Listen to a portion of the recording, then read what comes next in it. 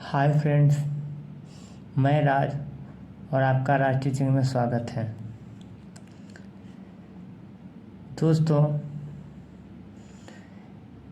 पिछले क्लास में हमने 6 चैप्टर तक कंप्लीट शुद्ध हिंदी अनुवाद के साथ उसका क्वेश्चन आंसर भी शुद्ध हिंदी अनुवाद के साथ हमने बढ़िया से 100% पूरा कर लिया था।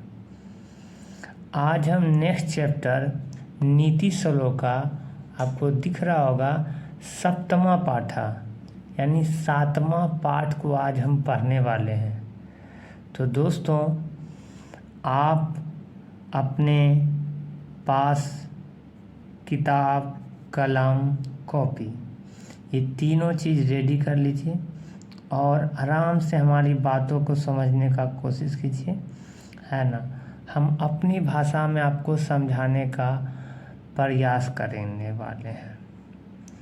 तो दोस्तों, अब हम इस पाठ को शुरू कर रहे हैं।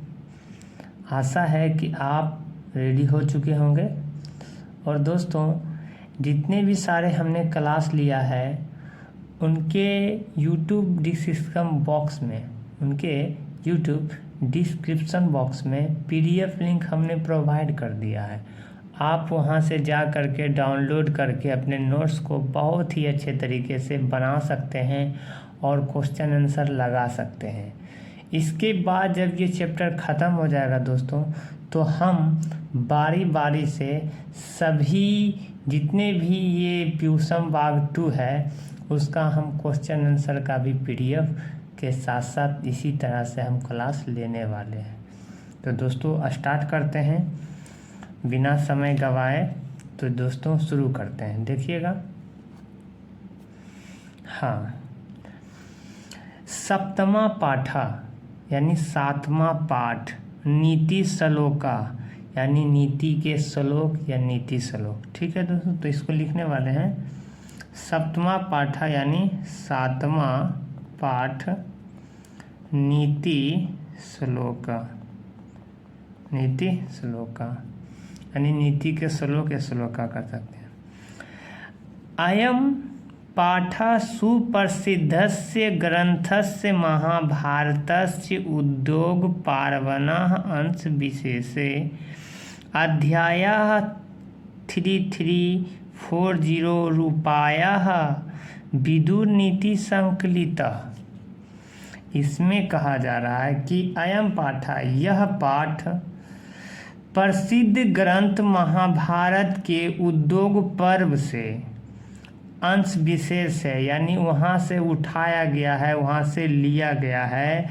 अध्याय नंबर है 33 से 40 के बीच में, जो विदुर नीति क्या है, संकलित करता है ना। जो विदुर नीति संकलित करता है यानी विदुर नीति के रूप में संकलित होता है।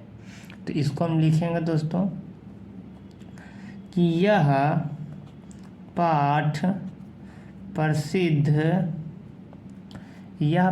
प्रसिद्ध ग्रंथ महाभारत के उद्योग पर्व अंश विशेष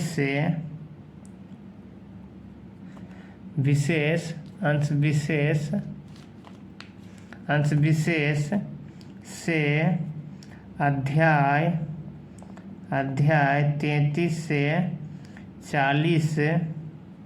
33 से 40 के बीच विदुर नीति के रूप में संकलित है। ठीक है दोस्तों, दिख रहा होगा आपको अच्छी तरह से। चलिए अब आगे बढ़ते हैं। युद्धम आसनम प्राप्य धृतराष्ट्रे मंत्री प्रवरम विदुरम स्वचित्तस्य शांतये काश्चित् प्रश्नान् नीति विषयकान् पृच्छति। कह रहा है कि युद्ध आरंभ हो चुका है ना। युद्ध युद्धम आसना मतलब युद्ध का है, आरंभ हो चुका है, यानी आसन है मतलब उनके सामने हो रहा है ना।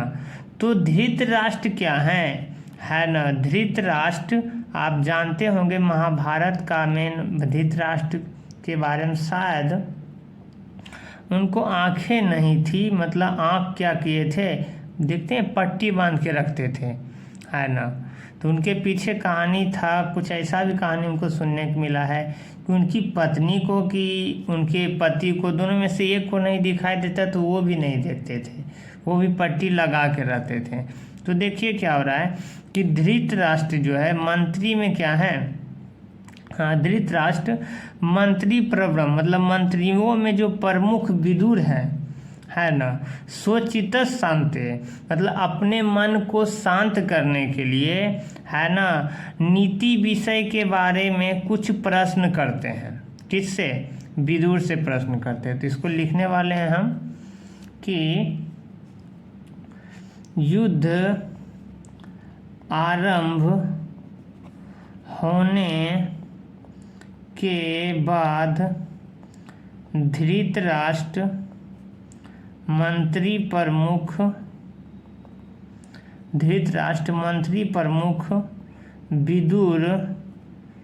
विदुर जी से अपने मन को शांत करने के लिए कुछ नीति विषय के बारे में सवाल यानी प्रश्न पूछते हैं। ठीक है दोस्तों।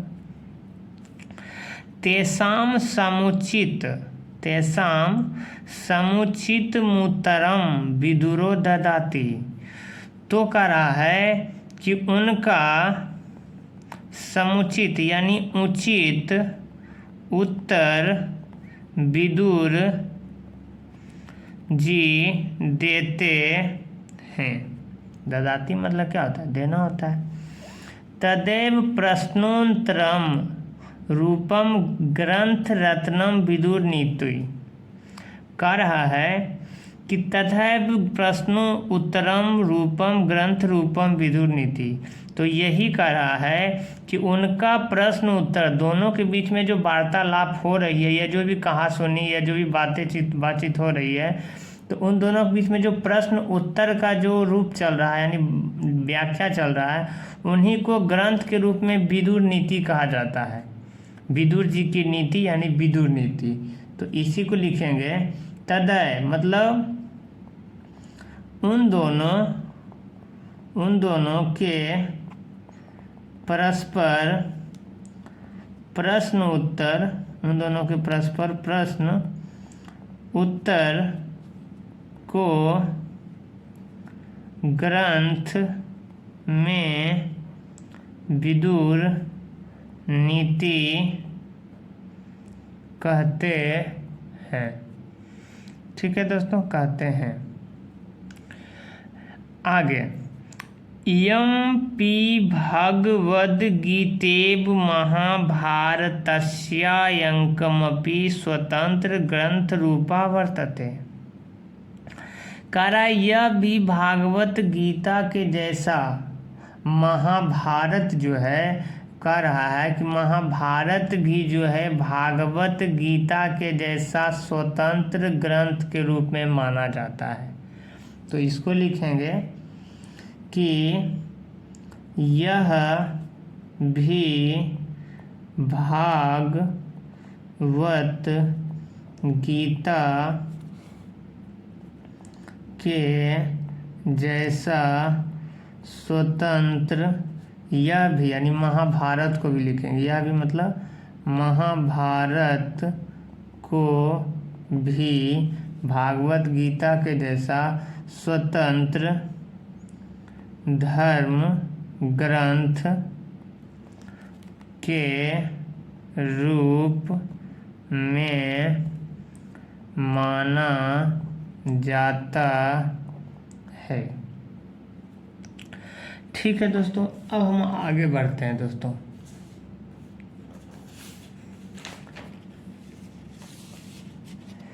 चलिए दोस्तों आगे बढ़ रहे हैं। अब देखिएगा, हम श्लोक पढ़ने वाले हैं।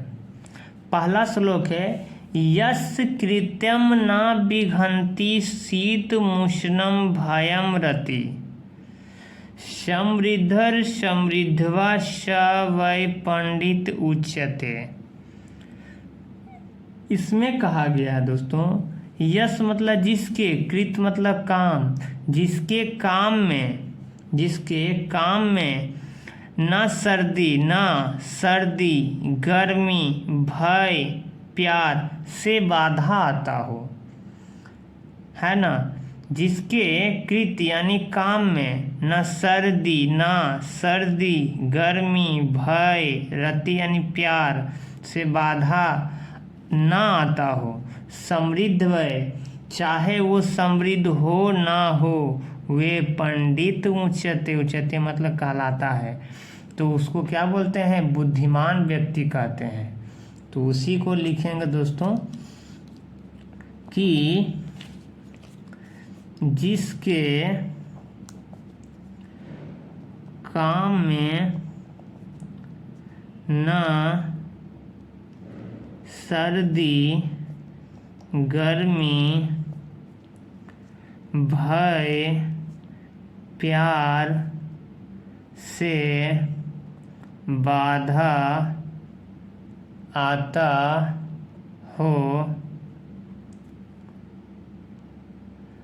भय प्यार से बाधा, जिसके कार्य में सर्दी गर्मी भय प्यार से बाधा न आता हो, है ना, ना आता हो, देखिए ना आता हो, चाहे वह समृद्ध हो ना हो, वह पंडित का मतलब होता है बुद्धिमान, वह बुद्धिमान व्यक्ति कहलाता है। ये था दोस्तों पहला। ठीक है दोस्तों, आगे बढ़ते हैं। ततत्वज्ञा सर्वभूतानां, ततत्वज्ञा, अब आगे इधर कर लेते हैं। चलिए, ततत्वज्ञा सर्वभूतानां योग्य सर्वकर्मणां उपायोग्यो मनुष्याणां नरा पंडित उच्यते। कह रहा है ततत्वज्ञा मतलब होता है रहस्य को जानने वाला, सर्वभूतानां सभी भूतों का मतलब सभी कालों का जो रहस्य जानता हो। तो इसी को लिखेंगे कि जो सभी कालों के रहस्य को जानता हो, जो सभी कालों के रहस्य को जानता है, जो सभी कर्मों के कौशल को जानता हो। योगा मतलब होता है कौशल, है ना, कौशल रखने वाला, जो सभी कर्मों के कौशल को जानता हो, है ना। जो मनुष्यों के सारे उपायों के जानता हो, जो मनुष्यों में सारे उपायों को जानता हो। नरा वह व्यक्ति, पंडित उच्यते वह व्यक्ति बुद्धिमान कहलाता है, वह व्यक्ति बुद्धिमान कहलाता है, या वह बुद्धिमान व्यक्ति कहलाता है। तो वही लिखेंगे ततत्व सर्वभूतानां मतलब जो सभी कालों के रहस्य को जानता हो तथा सभी कर्मों के कौशल को जानता हो। उपायज्ञो मनुष्याणां जो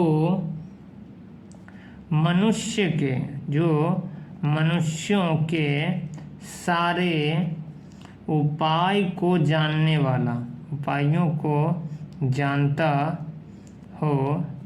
नरः मतलब वह व्यक्ति बुद्धिमान कहलाता है। वह व्यक्ति बुद्धिमान व्यक्ति कहलाता है, या वह व्यक्ति बुद्धिमान कहलाता है।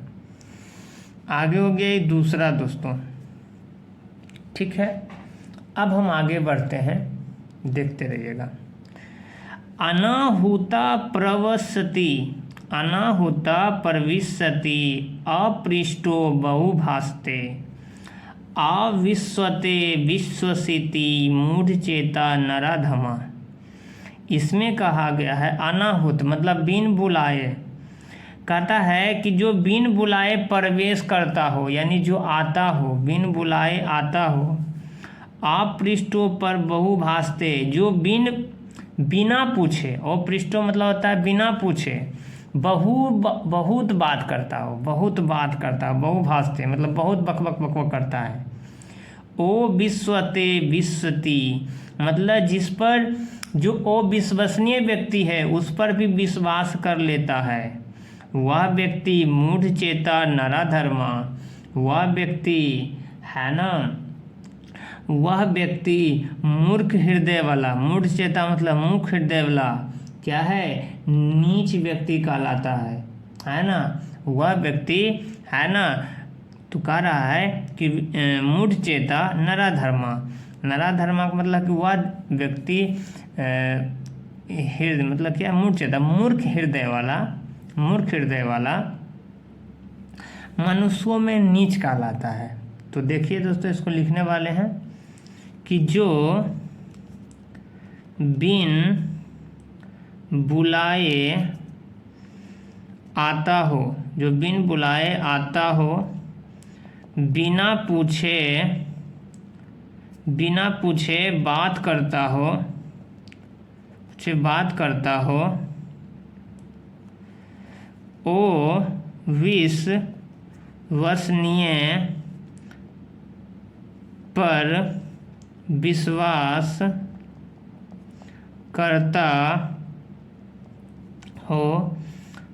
करता हो, वह व्यक्ति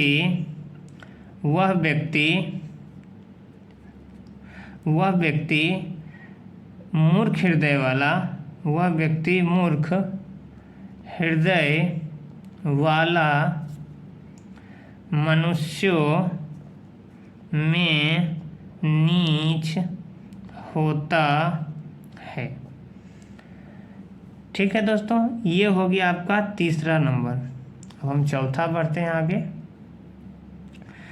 एको धर्मा परम श्रेया, क्षमैका शांतिरुत्तमा, विद्येका परमा तृप्ति, अहिंसकै सुखावह।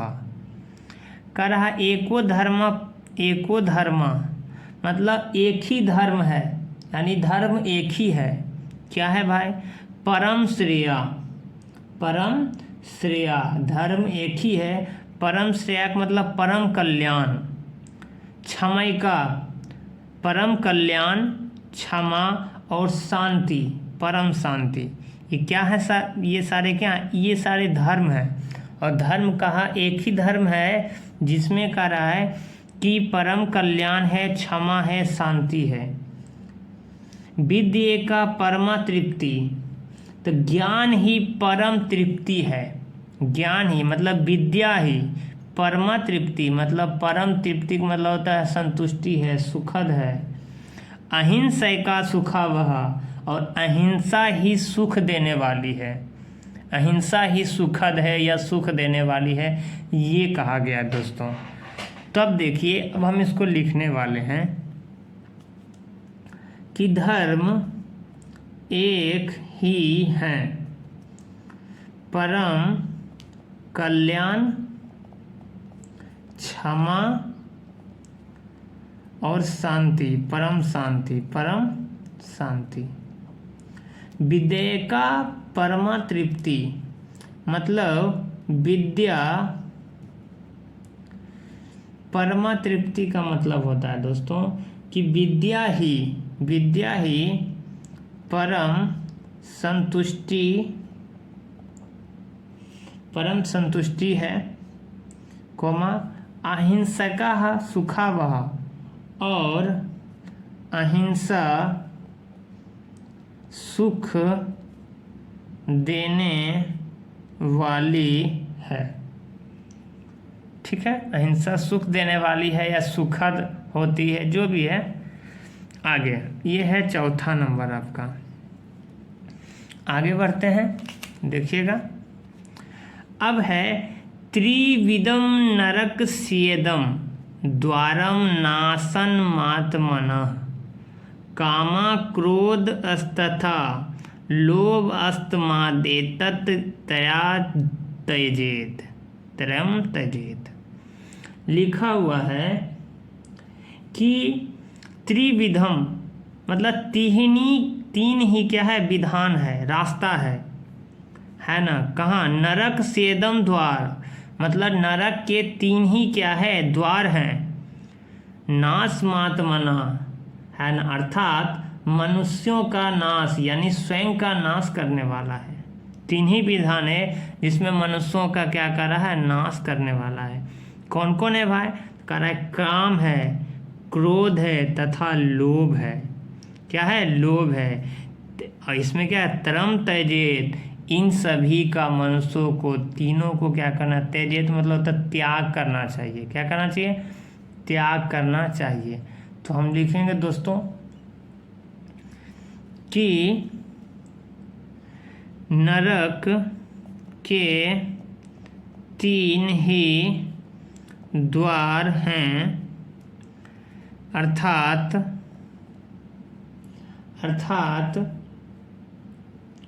स्वयं का विनाश। क्या हुआ? स्वयं का विनाश।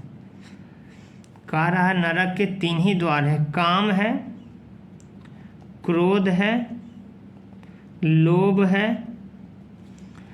इन तीनों को मनुष्यों को त्यागना चाहिए या त्याग करना चाहिए। ये हो गया आपका 5वां। ठीक है दोस्तों, आगे षड दोष। एक मिनट दोस्तों, हाँ अब देखिए दोस्तों, षड दोष पुरुषेण हातव्या भूति मिच्छता निद्रा तंद्रा भयं क्रोध आलस्यम दीर्घसूत्रता। इसके बारे में कह रहा, षड मतलब होता है 6, दोष मतलब जान ही रहे दोष होता है। तो लिखा हुआ है यहाँ पर क्या कि मनुष्यों में 6 दोष क्या होता है मनुष्यों को 6 दोष होता है। हातव्या भूति मिच्छता है ना। इसमें कहा गया है कि यदि मनुष्य को सुख रहना है यानी सुखी रहना है तो मनुष्यों को 6 दोष को क्या करना चाहिए, त्याग करना चाहिए, है ना, या इससे बचना चाहिए, है ना। हातव्य मतलब बचना चाहिए। तो वही लिखेंगे दोस्तों कि मनुष्यों, देखिएगा कि मनुष्यों को 6 दोषों से बचना चाहिए यदि वे सुखी रहना चाहते हैं। तो अब कौन कौन सा दोष है? तो निद्रा है, तंद्रा है, भय है, क्रोध है, आलस्य है और दीर्घ सूत्रता है। तो ये सारे क्या हैं? 6 दोष हैं दोस्तों। तो अगर मनुष्य को सुखी रहना है तो निद्रा, तंद्रा, भय, क्रोध, आलस, दीर्घ सूत्रता, ये सभी से क्या होगा? बचना होगा। ठीक है दोस्तों, आगे बढ़ते हैं।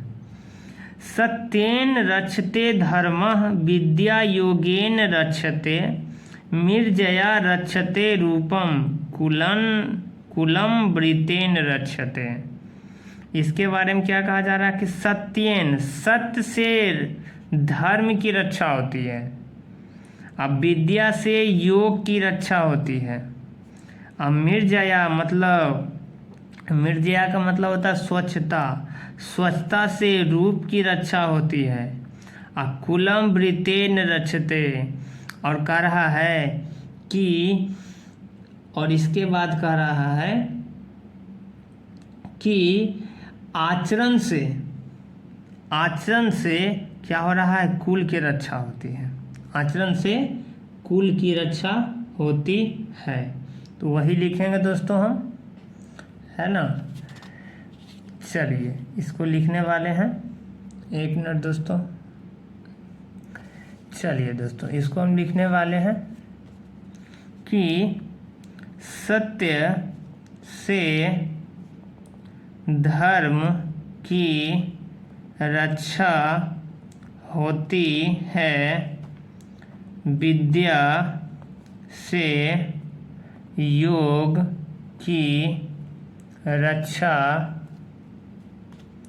होती है, स्वच्छता से रूप की रक्षा होती है, और आचरण से कुल की रक्षा होती है। कुल का मतलब होता है दोस्तों वंश, या बोल सकते हैं परिवार, ठीक है। चलिए आगे बढ़ते हैं, देखिएगा।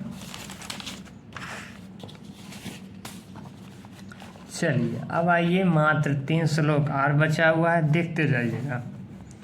सुलभः पुरुषः राजन् सततं प्रियवादिनः, अप्रियस्य तु पथस्य वक्ता श्रोता च दुर्लभः। इसमें कहा जा रहा है, राजन मतलब होता है राजा, करा हे राजन, सुलभा पुरुष मतलब अच्छे पुरुषों को क्या करना है, ढूंढना आसान है, क्योंकि ये सततम मतलब हमेशा, प्रियवादी न मतलब प्रिय बात करते हैं, मीठा बोलते हैं, सुखद बात करते हैं। ओ प्रियस्य तु पथकस्य वक्ता श्रोता च दुर्लभा, लेकिन ओ प्रिय अहितकर जो हैं उसके लिए, है ना, वक्ता और श्रोता खोजना क्या है, कठिन है, दुर्लभ है। तो वही लिखेंगे कि हे राजन अच्छे पुरुषों को ढूंढना आसान है, क्योंकि वे हमेशा प्रिय यानी मीठा बात करते हैं, लेकिन ओ प्रिय अहितकर है, उसके लिए वक्ता तथा श्रोता खोजना या ढूंढना कठिन है। ये हो गया आपका 8वां, ये हो गया 7वां। देखिए दोस्तों लिखा है ना, वक्ता श्रोता चा दुर्लभा, वक्ता और श्रोता दोनों क्या है उसके लिए दुर्लभ है खोजना। आगे पूजनीय महाभागा पुण्याश्च गृहदीप्तयः, स्त्रिया श्रियो गृहस्त्रियो वक्तास्तमः द्रक्ष्यः विशेषता। अब इसमें कहा जा रहा है कि पूजनीय, वे पूजन योग्य हैं, सबसे भाग्यशाली हैं, महाभागा मतलब जिसका महान भाग्य, सबसे भाग्यशाली हैं, और पुण्याश्च और पवित्र भी हैं। कौन है, गृहदीप्तया, घर की रोशनी है, वो क्या है, घर की रोशनी है। स्त्रिया है ना, वही लिखा हुआ, स्त्रिया महिलाओं को, श्रियो यानी घर की क्या कहा गया है, शोभा कहा गया है। क्या कहा गया, शोभा कहा गया है। इसीलिए हमें विशेष रूप से उसकी रक्षा करनी चाहिए। इसलिए हमें उसकी विशेष रूप से रक्षा करनी चाहिए, मतलब उसकी रूप की रक्षा करनी चाहिए, क्योंकि स्त्रियों को घर की शोभा कहा गया है। तो लिखने वाले हैं दोस्तों कि वे पूजन के योग्य हैं, सबसे भाग्यशाली हैं और पवित्र है। कौन है? वे घर की रोशनी है। कौन कह रहा है? महिलाओं को घर की शोभा कहा गया है।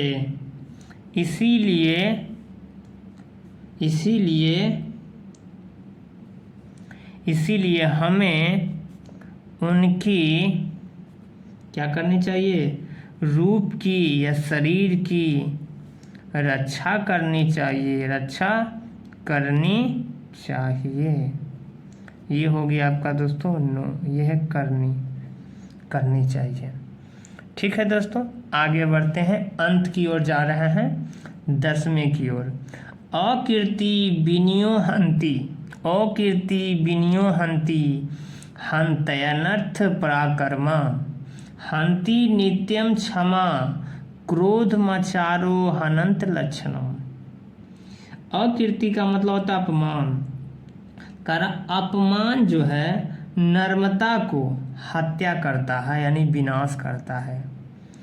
अब पराक्रम जो कर रहा है, पराक्रम दुष्टता का विनाश करता है।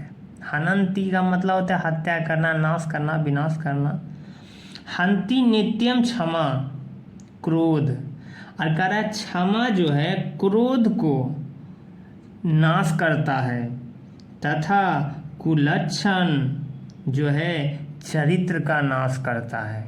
तो वही लिखने वाले हैं दोस्तों कि अपमान नर्मता को तथा पराक्रम दुष्टता को नाश करता है।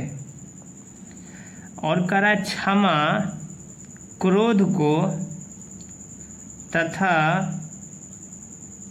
कुलक्षण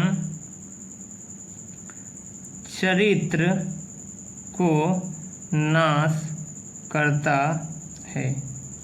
ये हो गया 10वां। तो दोस्तों अब ये ख़त्म हो जाता है। अगर आपने हमारे चैनल को अभी तक सब्सक्राइब नहीं किया है तो अगर आप फर्स्ट ऑफ ऑल व्यूवर हैं तो आप हमारे चैनल को लाइक सब्सक्राइब ज़रूर करें। ये हमारा एक छोटा सा प्रयास है आप लोगों के प्रति, है ना, आपके मोटिवेशन के प्रति, क्योंकि हमें बहुत सारे विद्यार्थियों का सपोर्ट के साथ बोला है कि सर आप संस्कृत पढ़ाइए, संस्कृत बहुत हार्ड लगता है, कोई भी 100% नहीं पढ़ा पा रहा है तो सर, तो इसीलिए हम क्या कर रहे हैं कि पहले संस्कृत से ही स्टार्ट कर रहे हैं। हम बारी बारी से सब सब्जेक्ट को, है ना, मतलब सब सब्जेक्ट को हम पढ़ाने वाले हैं। तो दोस्तों आज के लिए यहाँ तक ही, है ना। हम इसका जो PDF लिंक है YouTube के डिस्क्रिप्शन बॉक्स में डाल देंगे, आप वहाँ से अपना नोट्स बना सकते हैं। तो ठीक है दोस्तों, आज के लिए यहाँ तक ही। थैंक यू, धन्यवाद।